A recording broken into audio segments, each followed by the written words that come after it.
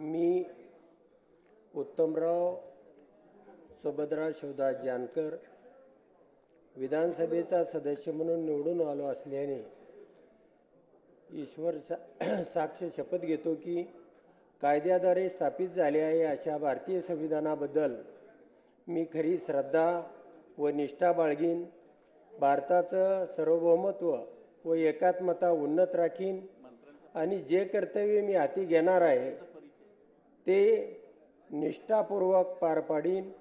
धन्यवाद। जय हिंद, जय महाराष्ट्र, जय शिवराय, जय भीम, जय मल्हार।